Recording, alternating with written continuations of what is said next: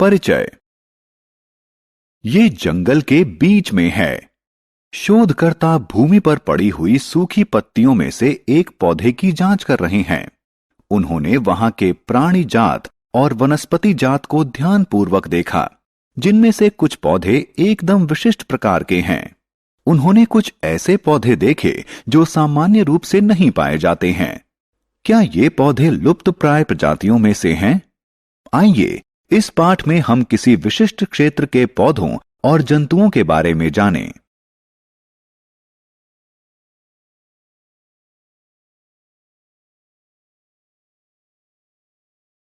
उद्देश्य। इस पाठ के अंत में आप निम्न करने में सक्षम हो जाएंगे। किसी क्षेत्र में पाए जाने वाले प्राणी जात एवं वनस्पति जात का वर्णन करना, स्थानीय एवं संकटापन्न प्रजातियों को परिभाषित करना, अभिगमन परिवेश की व्याख्या करना, निर्वनीकरण की समस्या के समाधान का पुनरावलोकन करना। प्राणी जात एवं वनस्पति जात क्या है? छात्रों, आपने अवश्य देखा होगा कि कुछ जंतु एवं पौधे किसी विशेष क्षेत्र में ही पाए जाते हैं। किसी विशेष क्षेत्र की वनस्पतियों और जंतुओं को उस क्षेत्र के प्राणी जात और वनस्पति जात के रूप में जाना जाता है। उदाहरण के लिए पचमढ़ी जैवमंडल संरक्षित क्षेत्र के साल, सागौन, सिल्वर फर्न इत्यादि वनस्पति जात हैं और चिंकारा, नीलगाय, तेंदुआ इत्यादि प्राणी जात हैं। विशेष क्षेत्रीय प्रजातियां। आइए अब हम विशेष क्षेत्रीय प्रजातियों के बारे में जानें। यहां आप यह जान लें कि आबादी का वह समूह जो संकरण में सक्षम होता है प्रजाति कहलाता है। एक ही प्रजाति के सदस्यों में समान लक्षण होते हैं। मैं आपसे एक आसान प्रश्न पूछता हूं। क्या आपने सेब का पेड़ दक्षिण भारत में देखा है? नहीं ना। सेब के पेड़ सामान्य रूप से उत्तर भारत में पाए जाते हैं। इस तरह केवल किसी विशेष क्षेत्र में पाए जाने वाले पौधे एवं जंतु विशेष क्षेत्रीय प्रजातियां कहलाते हैं। वे कहीं और नहीं पाए जाते हैं। विशेष प्रकार के जंतु या पौधे किसी विशेष क्षेत्र, राज्य या देश के लिए विशेष क्षेत्रीय हो सकते हैं। विशेष क्षेत्रीय प्रजातियों के उदाहरण। ये दो पचमढ़ी जैवमंडल संरक्षित क्षेत्र के वनस्पति जात हैं। ये इस क्षेत्र के विशेष क्षेत्रीय प्राणी जात हैं। वे कौन से कारक हैं जो उन्हें विशेष क्षेत्रीय प्रजाति बनाते हैं? प्रमुख कारण मनुष्य हैं।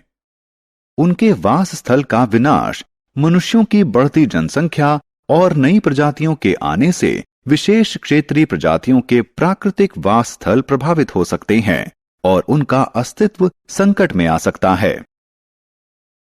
कौन सी प्रजातियां संकटापन्न कहलाती हैं? आपने डायनासोर के बारे में अवश्य सुना होगा। वे लाखों वर्ष पहले पाए जाते थे, लेकिन आज वे विलुप्त हो चुके हैं। अनेक जंतु एवं पौधे विलुप्त हो चुके हैं, जबकि कुछ विलुप्त होने की कगार पर हैं।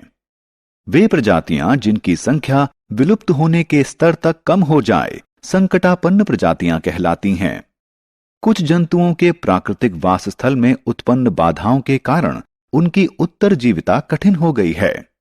आप यह जानने के लिए उत्सुक होंगे कि क्या संकटापन्न प्रजातियों का कोई रिकॉर्ड रखा गया है?